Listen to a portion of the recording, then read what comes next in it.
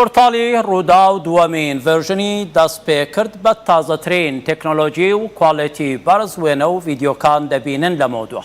ئەپلیکەیشنی تازەی ڕوودا و زۆر خێرایە لەگەڵ کلیککردن یەکسەر ئەو هەواڵە دەخاتە بەرچاو کە دەتەوێ. هێمن لەهۆنی بەڕێوەبەری دیجیتال پۆرتاڵی ڕوودا و دەڵێ لەمڕۆوە زۆر جوانتر لە جاران خێراتر زانیاری لە پۆرتاڵی ڕوودا و دەبینن. لەم ڤێرژنەدا ڤیدیۆ زیاترن ئەوەی بە دوایدا دەگەڕێن لە ڕوودا و دەیدۆزنەوە. هیوا ئەفەندی بەڕێوەبەری تەکنۆلۆژیا و زانیاری هەرێمی کوردستان ڕایگەیان ڕوودا و یەکەمین پۆرتاڵی مێژووی کوردە کە توانی بگاتە ئاستی ملیۆنان بینەر. دەڵێ حەز ئەکەم ئەمە بەردەوام بێ. هەواڵ دەخایتە گیرفانتەوە دروشمی ڤێرژنە تازەکەیە. پەیامنێری ڕوودا و لە ستاند ئاپی ئەم ڤیتیەدا ئەم قسەیە ئاکا. مۆبایلەکەی لە گیرفانیا دەرەهێنێ بە پەلاڕوا معلوم نییە بۆ کوێڕاکە. ئێوە کە مۆبایلی گیرفانتان دەرەهێنن کلیک بکەنە سەر ڕوودا و وەک ئەو ڕامەکەن. پۆرتاڵی ڕوودا و کارەکانی لە ماڵپەڕێک زیاترە. چەندین ئەپلیکیشن و خزمەتگوزاری دیکەی هەن. پۆرتاڵ بەشێکە لە تۆڕی میدیایی ڕوودا و جگە لە زمانی کوردی، کرمانجی، سۆرانی، زمانەکانی عەرەبی، ئینگلیزی، تورکی هەیە. پۆرتاڵی ڕوودا و وەرزی نوێی لە 1 ئەیلول دەست پێ کرد.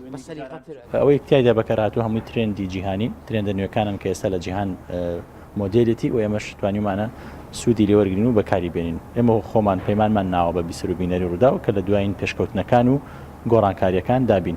ئەوەی گرنگە ئەوەی ئەمڕۆ دەستە لە بەردەستانە لە ئەپەکە و لە پۆرتاڵی ڕوودا و بە شێوەیەکی زۆر جوانتر لە جاران بە خێراییەکی زیاتر بە کوالیتێکی زیاتر هەواڵ و زانیاری لە پۆرتاڵی ڕوودا وەردەگرن. وەشانی نوێی پۆرتاڵی ڕوودا و لەسەر سیستەمەکانی ئەندرۆید و iOS هەن و ئەپلیکیشنی تەلەڤیزۆنی هەیە بە جۆرێک تەواوی بەرنامەکانی تەلەڤیزۆن و ڕادیۆی ڕوودا و لەسەر پۆرتاڵی ڕوودا و هەن. هیدایەت زیاتر لە 3 ساڵە ئەپلیکیشنی پۆرتاڵی ڕووداوی لەسەر مۆبایلەکەی دابەزاندووە. لە ڕێگەی ئەپلیکیشنەکەەوە سات بە سات لەگەڵ ڕووداوەکان هەنگاو دەنێت.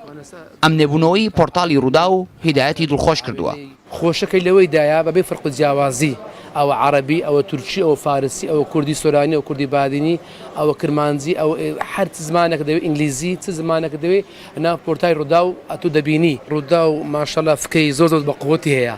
دەتوانم برێم ڕۆ بوونەوەش وا دەکات شتی نووتر ئەنگۆ پیشانی خەرک بدەن لەبەرەوەی ئەنگۆ جێ پەنجتان دیارە ڕوودا و گەشتبینم بە شتی نووتر لەوە ئێوەی بەڕێز. ئەو ڕووداوانە بە تەواوی گەشت دەستمان. ئێستا کەشکە ئەو پۆرتاڵە نوێ کراتەوە ئەوە کەواتە ڕوودا و کارێکی زۆر جوانتری کردووە لۆ هاوڵاتیان چونکە ئێمە زۆر سوودمان لێوە گرتیە.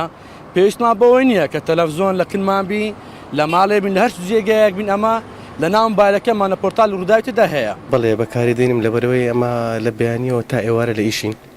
ینی مەجای ئەومانە سەیری تەلەڤیزۆنەکە بکەین بەڕاستی یانی حساب کە تەلەڤیزۆنەکە لەبەر دەستمان.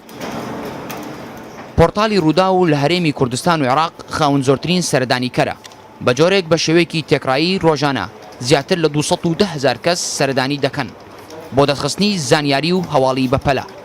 یەکەمین پۆرتاڵی کوردی لە مێژووی کورد، یەکەمین پۆرتاڵی کوردی کە توانی بگاتە ئاستی میلیۆن ڤیزیتۆر سەنی بە مەلایین و کۆنتێنتەکانی هیتەکانی لە چەندها میلیۆن تێپەڕکات لە مێژووی کووردا یەکەم جار پۆرتاڵی ڕوودا بوو جەماعەتی ڕوودا و دەستیان پێ کرد.